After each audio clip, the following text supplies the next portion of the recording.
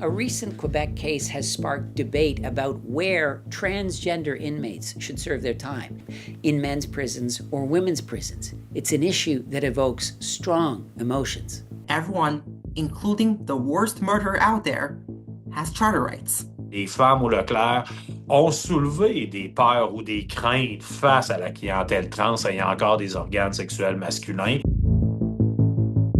The case that has people talking about this issue is pretty horrific.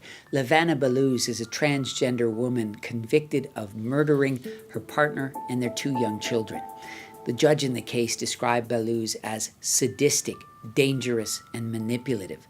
Late last year, she was sentenced to 25 years in prison. But at the time she was charged, Ballouz was known as Mohammed al-Ballouz. She made a request to serve her time in a women's prison. But the Correctional Service of Canada confirmed last week that Ballouz is currently being housed at a men's prison. So how's it supposed to work for trans inmates? Inmates can choose the penitentiary of their choice regarding where they want to be incarcerated, except where security reasons can decide otherwise. So CSC keeps the last word. Trans inmates used to have no say. People born with male sex organs were automatically sent to men's prison, and people born with female sex organs were automatically sent to women's prison. Then in 2017, Corrections Canada has, in the past, been doing what I consider torture of transgender inmates by placing, especially trans women, in a prison for men. Will you do your best to ensure that trans women are put in prison or prison more appropriate to their gender identity? The answer is yes. I will ensure that. The Correctional Service of Canada changed its policy the next day, allowing any inmate who self-identifies as trans to choose to be housed in the institution that best aligns with their gender identity, unless there are overriding health or safety concerns that cannot be resolved. Most provinces have since adopted similar rules, but some say the rule change happened too quickly. There was no preparation allowed. You can't just flip a policy on a dime and not give people the time to train and to learn. Ce qui peut se faire dans la société en général ne se transpose pas nécessairement au milieu carcéral parce qu'il y a des difficultés additionnelles, il y a une notion de sécurité. Since the policy was changed, most requests by inmates to be transferred based on their gender have been denied because of security concerns. The latest data from Corrections Canada is from last year. Of 19 requests by inmates to be placed or transferred to a facility corresponding to their gender identity or expression, 6 were approved, 10 refused, and 3 withdrawn. Lawyers who work with trans inmates say many requests to be transferred based on gender identity are denied with no explanation. It's incredibly broad, and so literally anything can become a health and safety concern. But even some lawyers who work with trans inmates acknowledge that in some cases they make other inmates feel uncomfortable. It is a challenge. I understand that transgender have the right, to be housed in the facility where they will be protected, where they will feel secure and all that.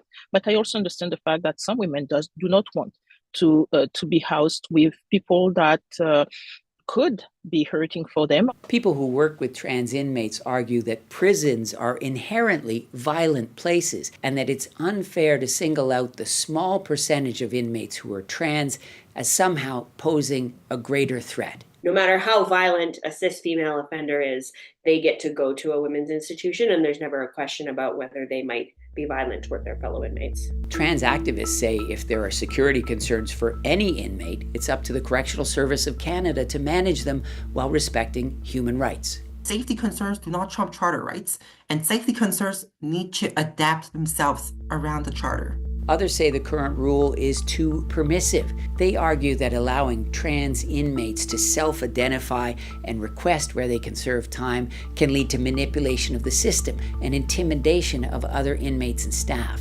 Provincial jail guards in Quebec say that's already happening.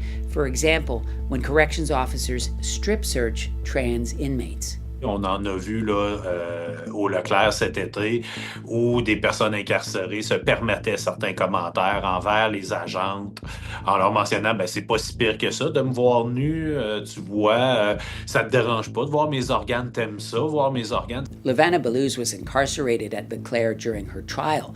She's now at a federal prison for men, but it's unclear if that's permanent or until her transfer request can be evaluated. In direct response to the Ballouz case, Conservative Party leader Pierre Poilievre posted on social media in late December, "I can't believe I have to say this, but when I'm PM, there will be no male prisoners in female jails, period." Trans activists say Poilievre's response is overly simplistic and unfair to all trans people. It's a full-blown denial of identity. I'll say it, if you're going to call trans women men, you're first and foremost dehumanizing them, denying who they are, and creating a license to discriminate by completely erasing them. Legal experts are also questioning Poilievre's response. I think that he may be a little bit overly confident about his ability to legislate that, given that Correctional Service of Canada has authority to make its own policy about things like this. And transgender people are protected under the Canadian Human Rights Act and arguably the Charter of Rights and Freedoms. Some jurisdictions, including Italy and the UK, have experimented with creating separate wings or even separate prisons reserved exclusively for trans inmates. And the Leclerc Provincial Jail, where Levana Ballouz served her time during her trial, also tries to keep trans inmates separate. Some experts say that approach may be well-intentioned, but it's ultimately flawed. I think that has pros and cons. To the extent that it might be safer for trans inmates, I think that it would be a positive aspect. But there's also an extent to which you need to think about whether this outs people who are at significantly increased risk of violence if their identity is known. One thing seems certain: the rules are probably going to change. One of the lawyers we spoke to is launching a charter challenge to the current policy, arguing it's too restrictive for trans inmates. And if Pierre Poilievre is elected Prime Minister, the policy will likely become more restrictive.